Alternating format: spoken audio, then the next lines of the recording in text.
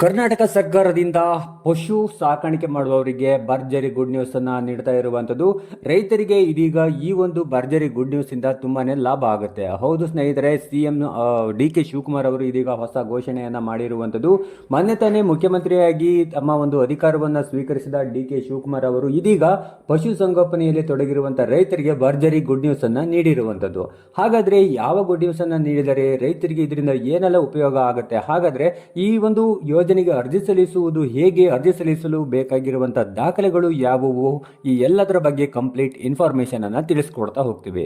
ನೀವೇನಾದ್ರೂ ರೈತರಾಗಿದ್ರೆ ಫಾರ್ಮರ್ ಅಂತ ಕಾಮೆಂಟ್ ಮಾಡೋದನ್ನ ಮರಿಬೇಡಿ. ಹಾಗೆ ಈ ವಿಡಿಯೋವನ್ನ ಎಲ್ಲರಿಗೂ ಶೇರ್ ಮಾಡಿ. ಹೌದು ಸ್ನೇಹಿತರೆ, ಗ್ರಾಮೀಣ ಪ್ರದೇಶದಲ್ಲಿ ಕೃಷಿ ಹಾಗೂ ಪಶುಸಂಗೋಪನೆ ಅನ್ನುವಂಥದ್ದು ರೈತರಿಗೆ ಒಂದು ಆದಾಯ ತರುವಂತ ಮೂಲ ಆಗಿರುವಂಥದ್ದನ್ನು ನೋಡಬಹುದು. ಈಗ ರೈತರ ಜೀವನ ಗುಣಮಟ್ಟವನ್ನ ಇನ್ನಷ್ಟು ಸುಧಾರಿಸಲು ಈಗ ಕರ್ನಾಟಕ ಸರ್ಕಾರ ಹೊಸ ಯೋಜನೆಯನ್ನ ಜಾರಿಗೆ ತಂದಿರುವಂಥದ್ದು. ಆ ಒಂದು ಯೋಜನೆ ಯಾವುದು ಅಂತಂದ್ರೆ, ಪಶು ಸಂಗೋಪನೆ ಮಾಡ್ತಾ ಇರುವಂಥವರಿಗೆ ಶೆಡ್ ನಿರ್ಮಾಣ ಮಾಡಲು ಇದೀಗ ಈ ಒಂದು ಯೋಜನೆ ಜಾರಿಗೆ ತಂದಿರುವಂಥದ್ದು. ಇದರ ಒಂದು ಅನುಷ್ಠಾನ ಮಾಡ್ತಾ ಇರುವಂಥ ಇಲಾಖೆ ಬಂದ್ಬಿಟ್ಟು ಪಶು ಸಂಗೋಪನೆ ಮತ್ತು ವೈದ್ಯಕೀಯ ಸೇವಾ ಇಲಾಖೆ ಈ ಒಂದು ಯೋಜನೆಯನ್ನು ಜಾರಿಗೆ ತರ್ತಾ ಇರುವಂಥದ್ದು.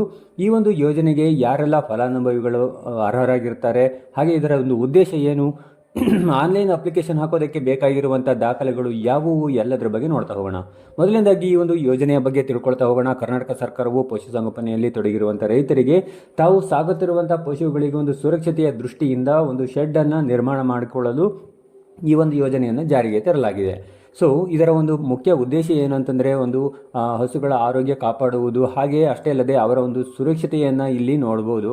ಅದು ಕೂಡ ಇಲ್ಲಿ ಈ ಒಂದು ಉದ್ದೇಶವನ್ನು ಇಟ್ಟುಕೊಂಡು ಈ ಒಂದು ಯೋಜನೆ ಜಾರಿಗೆ ತಂದಿರುವಂಥದ್ದು. ಅಷ್ಟೇ ಅಲ್ಲದೆ ಪಶುಗಳಿಗೆ ಒಂದು ಸುರಕ್ಷಿತ ವಾಸಸ್ಥಳ ಬೇಕಾ ಅನ್ನುವಂಥ ಉದ್ದೇಶವನ್ನು ಇಟ್ಟುಕೊಂಡು ಈ ಒಂದು ಯೋಜನೆ ಜಾರಿಗೆ ತಂದಿರುವಂಥದ್ದು. ಅಷ್ಟೇ ಅಲ್ಲದೆ ಒಂದು ರೈತರ ಒಂದು ಆರ್ಥಿಕ ಹೊರೆಯನ್ನು ತಪ್ಪಿಸುವ ಉದ್ದೇಶದಿಂದ ಸರ್ಕಾರ ಇದೀಗ ಈ ಒಂದು ಶೆಡ್ ನಿರ್ಮಾಣ ಮಾಡೋದಕ್ಕೆ ಹಣವನ್ನು ಕೊಡ್ತಾ ಇರುವಂಥದ್ದು. ಅಷ್ಟೇ ಅಲ್ಲದೆ ಇನ್ನು ರೈತರ ಜೀವನ ಮಟ್ಟವನ್ನು ಸುಧಾರಿಸುವಂಥದ್ದು ಕೂಡ ಒಂದು ಮುಖ್ಯ ಉದ್ದೇಶವನ್ನು ಈ ಒಂದು ಯೋಜನೆಯಲ್ಲಿ ನೋಡ್ಬೋದು.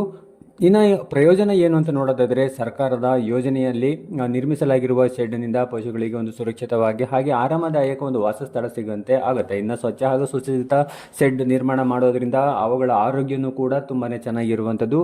ಅಷ್ಟೇ ಅಲ್ಲದೆ ಇನ್ನು ಸಾಕಷ್ಟು ರೀತಿಯಾದ ಪ್ರಯೋಜನಗಳನ್ನು ನೋಡ್ಬೋದು. ಹಾಗಾದರೆ ಈ ಒಂದು ಯೋಜನೆಗೆ ಯಾರೆಲ್ಲ ಅರ್ಹತೆಯನ್ನು ಪಡೆದಿರ್ತಾರೆ ಅನ್ನುವಂಥದ್ದು ನೋಡೋದಾದರೆ, ಇಲ್ಲಿ ಅರ್ಜಿದಾರರು ಕರ್ನಾಟಕದ ಕಾಯಂ ನಿವಾಸಿಯಾಗಿರಬೇಕು ಅನ್ನುವಂಥದ್ದು. ಅಷ್ಟೇ ಅಲ್ಲದೆ ಇನ್ನು ಪಶುಸಂಗೋಪನೆಯಲ್ಲಿ ಅವರು ತೊಡಗಿರಬೇಕು, ಹಾಗೆ ಕೊಟ್ಟಿಗೆ ಅಂದರೆ ಶೆಡ್ ನಿರ್ಮಾಣ ಮಾಡೋದಕ್ಕೆ ಅವರು ಅರ್ಜಿ ಸಲ್ಲಿಸಿರಬೇಕಾಗುತ್ತೆ. ಇನ್ನು ಅದರ ನಂತರ ಇಲ್ಲಿ ಈ ಒಂದು ಯೋಜನೆಗೆ ಮೊದಲ ಬಾರಿ ಅರ್ಜಿಯನ್ನು ಸಲ್ಲಿಸಿರಬೇಕು. ಈಗಾಗಲೇ ಹಿಂದೆ ಯಾವುದೇ ರೀತಿಯಾದ ಸರ್ಕಾರಿ ಯೋಜನೆಗಳನ್ನು ಪಡೆದಿರಬಾರ್ದು. ಇನ್ನು ಇದಕ್ಕೆ ಬೇಕಾಗಿರುವಂಥ ದಾಖಲೆಗಳ ಬಗ್ಗೆ ನೋಡೋದಾದರೆ, ಆಧಾರ್ ಕಾರ್ಡ್ ಸೇರಿದಂತೆ ಬ್ಯಾಂಕ್ ಪಾಸ್ಬುಕ್, ಹಾಗೆ ವಾಸಸ್ಥಳ ಒಂದು ಪ್ರಮಾಣ ಪತ್ರ ಇರ್ಬೋದು, ಹಾಗೆ ಭೂ ದಾಖಲೆ ಸೇರಿದಂತೆ ಪಾಸ್ಪೋರ್ಟ್ ಅಳತೆಯ ಭಾವಚಿತ್ರ, ಹಾಗೆ ಜಾತಿ ಮತ್ತು ಆದಾಯ ಪ್ರಮಾಣ ಪತ್ರ ಹಾಗೂ ಇನ್ನಿತರ ಅಗತ್ಯ ದಾಖಲೆಗಳನ್ನು ನೀವು ಇಲ್ಲಿ ರೆಡಿ ಮಾಡಿ ಇಟ್ಕೊಳ್ಬೇಕಾಗುತ್ತೆ. ಇನ್ನು ಅರ್ಜಿ ಸಲ್ಲಿಸುವ ವಿಧಾನದ ಬಗ್ಗೆ ನೋಡೋದಾದರೆ, ಆನ್ಲೈನ್ ಮೂಲಕ ಹಾಗೆ ಆಫ್ಲೈನ್ ಮೂಲಕ ಅರ್ಜಿ ಸಲ್ಲಿಸುವಂಥ ಅವಕಾಶ ಇದ್ದು, ಅರ್ಜಿ ಸಲ್ಲಿಸುವ ಅಭ್ಯರ್ಥಿಗಳು ಎಲ್ಲ ಮಾಹಿತಿಯನ್ನು ತಿಳ್ಕೊಂಡು ಅರ್ಜಿಯನ್ನು ಸಲ್ಲಿಸಬಹುದು. ಇದರ ಲಿಂಕನ್ನು ಕೂಡ ನಾನು ಡಿಸ್ಕ್ರಿಪ್ಷನ್ ಬಾಕ್ಸ್ನಲ್ಲಿ ಕೊಟ್ಟಿರ್ತೀನಿ, ಚೆಕ್ ಮಾಡ್ಬೋದು. ಹಾಗೆ ಡೈರೆಕ್ಟಾಗಿ ನೀವು ಅರ್ಜಿಯನ್ನು ಸಲ್ಲಿಸ್ಬೋದು.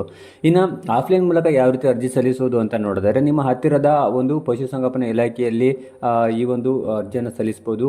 ಇನ್ನು ಈ ಒಂದು ಯೋಜನೆಗೆ ಬೇಕಾಗಿರುವಂಥ ಅಗತ್ಯ ದಾಖಲೆಗಳನ್ನು ಅಲ್ಲೇ ನೀವು ಸಬ್ಮಿಟ್ ಮಾಡಿ ನಂತರ ಅಪ್ಲಿಕೇಶನ್ ಫಾರ್ಮನ್ನು ಫಿಲ್ ಮಾಡಿ ನೀವು ಅರ್ಜಿಯನ್ನು ಆಫ್ಲೈನಲ್ಲಿ ಸಲ್ಲಿಸ್ಬೋದು. ಒಟ್ಟಾರೆಯಾಗಿ ಕರ್ನಾಟಕ ರಾಜ್ಯದಲ್ಲಿ ಯಾವೆಲ್ಲ ರೈತರು ಪಶುಸಂಗೋಪನೆ ಈ ಒಂದು ಹೈನುಗಾರಿಕೆ ಯಾರು ಮಾಡ್ತಾ ಇರ್ತೀರ ಅವರಿಗೆ ಇದೊಂದು ಗುಡ್ ನ್ಯೂಸ್ ಅಂತಲೇ ಹೇಳ್ಬೋದು.